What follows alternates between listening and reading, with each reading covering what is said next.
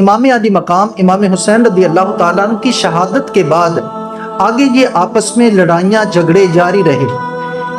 مختار ثقفی کی فوجیں اور ابن زیاد کی فوجوں کا جب آمنا سامنا ہوا تو مختار ثقفی کی فوجیں غالب آئی۔ اب ابن زیاد کو دوڑنے کا موقع ملا، اپنے گھوڑے پہ سوار ہوا، وہاں سے دوڑ نکلا۔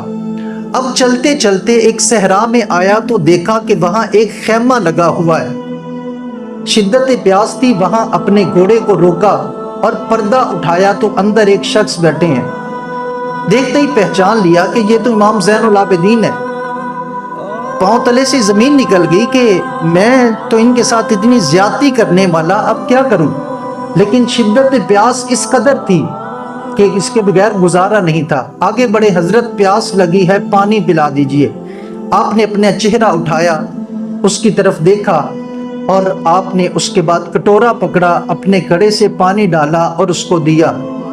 اس نے پیا، ابھی پیاس کی اور طلب تھی، پھر دوبارہ سے پانی مانگا، آپ نے پھر دے دیا، تیسری مرتبہ مانگا، پھر دے دیا۔ پانی پی کے کہنے لگا کہ جناب آپ نے مجھے پہچانا نہیں؟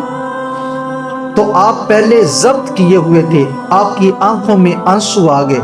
ارشاد فرمانے والے کہ بدبخت، تجھے نہیں پہچانا جس نے میرا سارا گھر اجاڑ دیا، 6 ماہ تک کا بچہ نہیں چھوڑا، کیا تو مجھ سے بھولا ہوا ہے؟ تجھے نہیں پہچانا؟ کہا اگر پہچانتے تھے تو پھر اس کے باوجود اتنا سلوک کیوں کیا؟ کہا یہ اپنے اپنے خاندان کی ریت ہوتی ہے۔ فرمانے لگے جب ہم تمہارے پاس آئے تھے مہمان بن کے، جو تم نے کیا وہ تمہارے خاندان کی ریت تھی، آج تم ہمارے مہمان بنے ہو، جو ہم نے سلوک کیا ہے یہ ہمارے خاندان کی ریت ہے۔